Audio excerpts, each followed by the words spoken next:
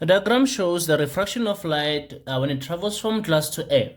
A is the incident ray and B is the refracted ray. So in that diagram, that refracted ray is not just a refracted ray, it's a refracted ray that is refracted on the boundary. It travels between the surface of separation between, it travels on the surface of separation between glass and air. And we know that in that case, that angle theta over there, the angle of incidence is called a critical angle there. So let's see, 7.3.1, write down the name of the angle, label theta, explain how you arrived at your answer there. So the angle of incidence here is not just an angle of incidence, but it is a special angle of incidence known as critical angle. Why do we say that? We say that because critical angle is the angle of incidence when the angle of refraction is 90 degrees. You can see here the angle of refraction is 90 degrees, number one.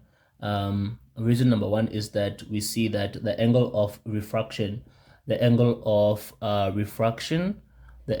refraction here is 90 degrees there. The angle of refraction is 90 degrees, and the refracted ray, the light ray,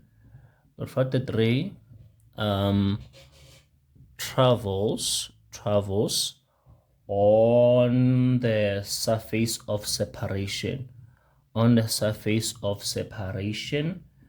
you can say on the boundary between glass and air. Surface of separation or boundary between glass and air there. So that is why the angle of incidence in this case is referred to as the critical angle there. 7.3.2, name the phenomenon that will take place if the angle theta is increased. If the angle theta is increased, if the angle of incidence now, it goes beyond the critical angle, it becomes greater than the critical angle, we get a phenomenon called total internal reflection.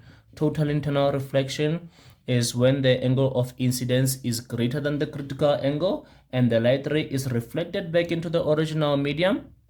Reflection, total internal reflection there. There, 2 marks for that. That would be an activity out of 5 there. Okay.